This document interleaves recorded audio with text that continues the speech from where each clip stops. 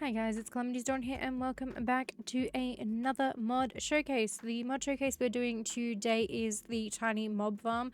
Now the version we're using is a remastered or remade one because the original one stopped being updated like a couple of years ago, but I did used to play with it and I absolutely adore it, and I like that it's now being remade to the newer versions. I will put the original version in the description and I will put the remade or remaked version in the description as well, so you'll have both to have a look at.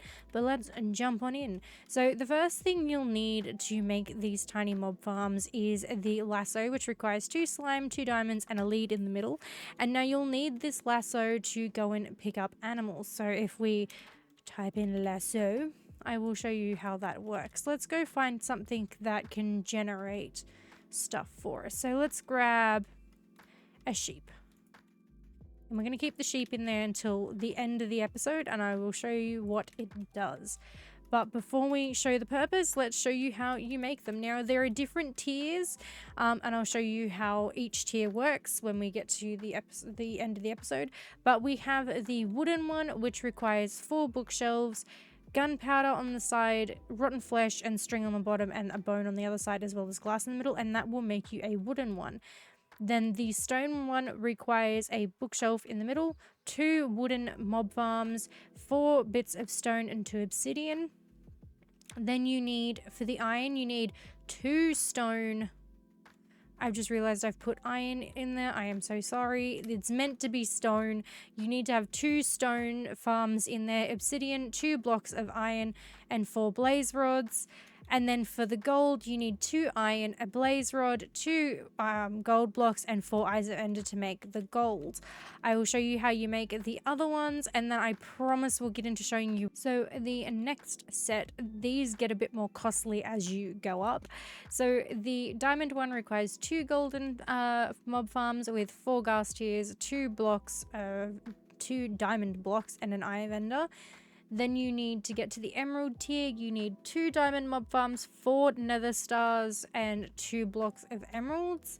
For the infernal mob farm, you need 2 emerald mob farms. You need 4 dragon's breath, 2 chorus flowers, and a nether star.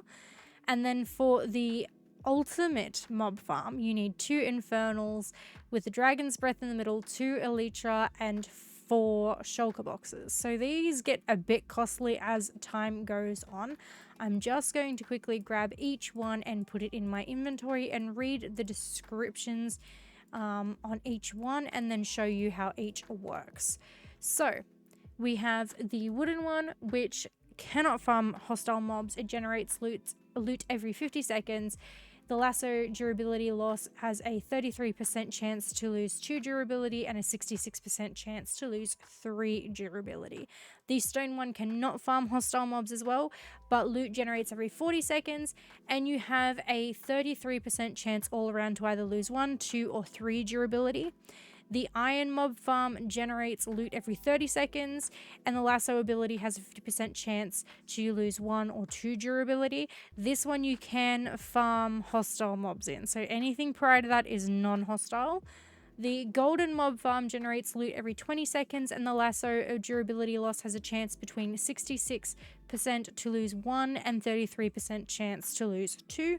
The diamond generates loot every 10 seconds, and lasso durability loss is 100% chance to lose 1 durability. The emerald generates loot every 5 seconds, and it has a lasso durability loss of 33% chance to lose no durability and 66% chance to lose 1. Inferno mob farm generates loot every 2.5 seconds. Its lasso durability loss is from 66% to lose no durability and 33% chance to lose 1. And the ultimate mob farm generates loot every 5 seconds with the lasso durability loss of 100% chance to lose no durability. Now, if we grab a lasso, I'm going to quickly grab mobs from each one and place them in each farm. I'll also show you that there is a way to make it so that your lassos don't break so quickly. So, all right, so we have each of our farms here. Now, I do know there are certain mobs that do not go in the farm. I'm going to have to actually check which ones do which in a moment, but we're going to put a sheep in here. We're going to put a pig in here. We've got a blaze in here, a breeze, an enderman, a phantom, a shulker. You can see how quick that's going up. And we've got a skeleton in there. So if we go down to here, we've got nothing in the chest yet because it is still doing our sheep. Our pig is still going. Blaze, breeze has already done one. So we have two breeze rods in there. The enderman is there and he has got one ender pearl. So you can see that the durability hasn't gone all the way down yet. It also tells you the health on there, and it also tells you if the mob is hostile, which is handy. So the health has gone down quite a bit on this one. And we've got two phantom membranes.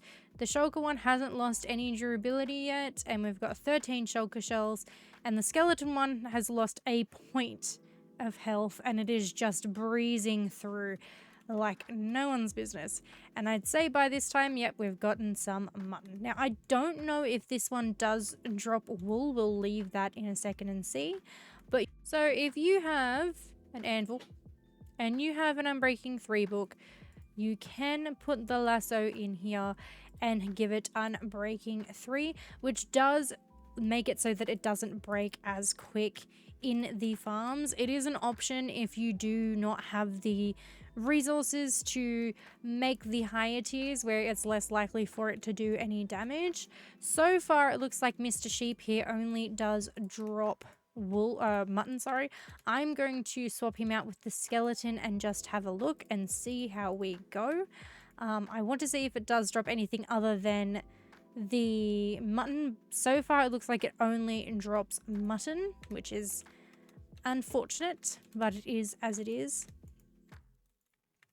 I'm going to quickly go through and see if we can do boss mobs and what mobs do not go in these at all. Alrighty, so I have now separated the ones that don't drop anything, which is this group, and I'll go through that in a minute, to a half or partial group of the ones that do. So the evoker drops totems of undying and emeralds, and he's just spewing it out because apparently they can't go into double chests, which I thought they could. As you can see, he's just flying that stuff out. Then we have the donkey, which drops leather. The drowned drops bronze, not bronze, that's not bronze, that's copper. Drops copper ingot and rotten flesh. The cat drops string. The elder guardian drops wet sponges, smithing templates, the tied one to be exact, prismarine shards, prismarine crystals, and raw cod. So that one's a pretty good one if you want to farm that. Cows drop beef and leather.